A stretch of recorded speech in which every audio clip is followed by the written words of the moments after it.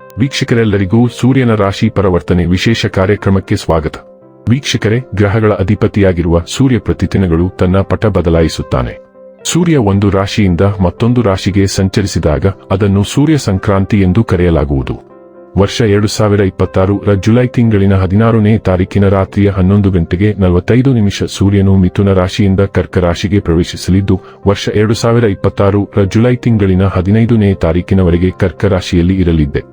ಜ್ಯೋತಿಷ್ಯದಲ್ಲಿ ಸೂರ್ಯನನ್ನು ಸಾಮಾನ್ಯವಾಗಿ ಉನ್ನತ ಅಧಿಕಾರ ಹೊಂದಿರುವ ಡೈನಾಮಿಕ್ ಗ್ರಹ ಎಂದು ಕರೆಯಲಾಗುತ್ತದೆ. ಈ ಗ್ರಹವು ಪರಿಣಾಮಕಾರಿ ಆಡಳಿತ ತತ್ವಗಳನ್ನು ಸೂಚಿಸುತ್ತದೆ ಮತ್ತು ಇದು ಬಿಸಿ ಗ್ರಹವಾಗಿದೆ ಮತ್ತು ಎಲ್ಲಾ ಭವ್ಯವಾದ ಗುಣಗಳನ್ನು ಸೂಚಿಸುತ್ತದೆ. ಸೂರ್ಯನ ಆಶೀರ್ವಾದವಿಲ್ಲದೆ ವೃತ್ತಿಜೀವನಕ್ಕೆ ಸಂಬಂಧಿಸಿದಂತೆ ಜೀವನದಲ್ಲಿ ಉನ್ನತ ಸ್ಥಾನಗಳನ್ನು ಹೊಂದಲು ಸಾಧ್ಯವಿಲ್ಲ. ಬಲವಾದ ಸೂರ್ಯನು ಜೀವನದಲ್ಲಿ ಎಲ್ಲಾ ಅಗತ್ಯ ತೃಪ್ತಿ, ಉತ್ತಮ ಆರೋಗ್ಯ ಮತ್ತು ಬಲವಾದ ಮನಸ್ಸನ್ನು ಒದಗಿಸಬಹುದು. ಸೂರ್ಯನನ್ನು ಚೆನ್ನಾಗಿ ಇರಿಸಿದರೆ ಸೂರ್ಯನು ಒಬ್ಬ ವ್ಯಕ್ತಿಯನ್ನು ದುರ್ಬಲ ಸ್ಥಾನದಿಂದ ಬಲವಾದ ಸ್ಥಾನಕ್ಕೆ ಒಯ್ಯಬಹುದು. ಸೂರ್ಯನ ಸಂಚಾರವು ರಾಶಿಚಕ್ರದ ಎಲ್ಲಾ 12 ರಾಶಿಚಕ್ರದ ಚಿಹ್ನೆಗಳ ಮೇಲೆ ವಿಭಿನ್ನ ಪರಿಣಾಮವನ್ನು ಬೀರುತ್ತದೆ. ತಂದೆ ಗ್ರಹ ಸೂರ್ಯನನ್ನು ಎಲ್ಲಾ 9 ಗ್ರಹಗಳ ರಾಜ ಎಂದು ಕರೆಯಲಾಗುತ್ತದೆ. ನಮ್ಮ ಗ್ರಹ ಭೂಮಿಯು ಸೂರ್ಯನ ಸುತ್ತ ಸುತ್ತುತ್ತದೆ ಎಂದು ನಮಗೆಲ್ಲರಿಗೂ ತಿಳಿದಿದೆ ಮತ್ತು ಸೂರ್ಯನು ನಮ್ಮೆಲ್ಲರ ಜೀವನಕ್ಕೆ ಕ್ರಾಂತಿ ಮತ್ತು ಶಕ್ತಿಯನ್ನು ಒದಗಿಸುತ್ತದೆ. ಈ ಪ್ರಮುಖ ಜೀವಶಕ್ತಿಯು ನಮ್ಮ ದೇಹದಲ್ಲಿ ಚಲಿಸುತ್ತದೆ ಮತ್ತು ನಮ್ಮ ಜೀವನವು ಈ ಶಕ್ತಿಯೊಂದಿಗೆ ನಡೆಯುತ್ತದೆ. ಈ ಕಾರಣದಿಂದಾಗಿ ನಮ್ಮ ಜೀವನವು ಮುಂದುವರಿಯುತ್ತದೆ ಮತ್ತು ಸೂರ್ಯನನ್ನು ಈ ಇಡೀ ಜಗತ್ತನ್ನು ನೋಡಿಕೊಳ್ಳುವವನು ಎಂದು ಏಕೆ ಪರಿಗಣಿಸಲಾಗುತ್ತದೆ.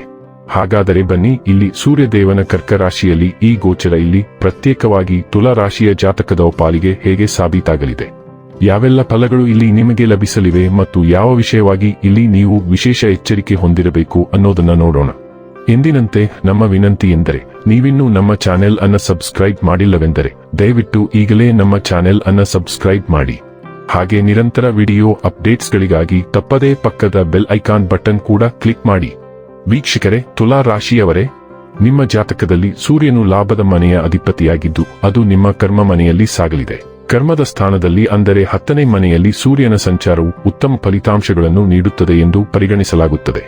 ಇದಲ್ಲದೆ ಗುರುವಿನ ಸಹವಾಸದಿಂದಾಗಿ ಸೂರ್ಯನು ನಿಮಗೆ ಉತ್ತಮ ಫಲಿತಾಂಶಗಳನ್ನು ನೀಡಲು ಪ್ರಯತ್ನಿಸುತ್ತಾನೆ. ಆದರೆ ಇಲ್ಲಿರುವ ದುರ್ಬಲ ಅಂಶವೆಂದರೆ ಸೂರ್ಯನು ಕರ್ಕ ರಾಶಿಯಲ್ಲಿರುತ್ತಾನೆ. ಆದ್ದರಿಂದ ಅವರು ಫಲಿತಾಂಶಗಳನ್ನು ನೀಡುವ ಜವಾಬ್ದಾರಿಯುತ ಮಟ್ಟಕ್ಕಿಂತ ಸ್ವಲ್ಪ ಕಡಿಮೆ ಇರಬಹುದು, ಆದರೆ ಫಲಿತಾಂಶಗಳು ಹೆಚ್ಚಿನ ಮಟ್ಟಿಗೆ ಉತ್ತಮವಾಗಿರುತ್ತವೆ. ಸೂರ್ಯನ ಈ ಸಂಚಾರವು ಲಾಭದ ಮನೆಯೊಂದಿಗೆ ಸಂಪರ್ಕವನ್ನು ಕಲ್ಪಿಸುತ್ತಿದೆ. ಅಂತಹ ಪರಿಸ್ಥಿತಿಯಲ್ಲಿ ಕೆಲಸವು ಪೂರ್ಣಗೊಳ್ಳುವುದು ಮಾತ್ರವಲ್ಲದೆ ಕೆಲಸದಲ್ಲಿನ ಯಶಸ್ಸಿನಿಂದ ನೀವು ಉತ್ತಮ ಪ್ರಯೋಜನಗಳನ್ನು ಸಹ ಪಡೆಯುತ್ತೀರಿ.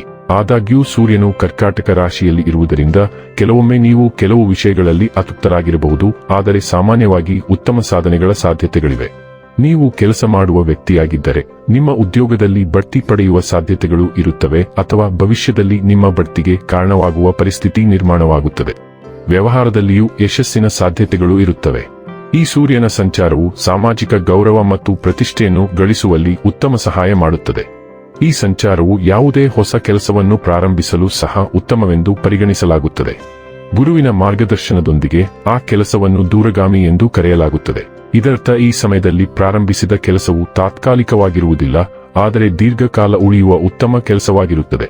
ಇನ್ನು ಕೊನೆಯದಾಗಿ ಈ ದಿನಗಳಂದು ಮಾಡಿಕೊಳ್ಳಬೇಕಾದ ಉಪಾಯಗಳ ಕುರಿತು ನೋಡುವುದಾದರೆ, ಶನಿವಾರ ಕಪ್ಪು ಬಟ್ಟೆಗಳನ್ನು ದಾನ ಮಾಡುವುದು ಮತ್ತು ಬಡವರಿಗೆ ಆಹಾರವನ್ನು ನೀಡುವುದು ಅದೃಷ್ಟವನ್ನು ತರುತ್ತದೆ. ವೀಕ್ಷಕರೇ, ಇದಾಗಿತ್ತು ತುಲಾ ರಾಶಿಯ ಜಾತಕದವರ ಸೂರ್ಯನ ರಾಶಿ ಪರಿವರ್ತನೆಯ ಮಾಹಿತಿ ಇಷ್ಟವಾದರೆ ವಿಡಿಯೋವನ್ನು ಲೈಕ್ ಮತ್ತು ಶೇರ್ ಮಾಡಿ.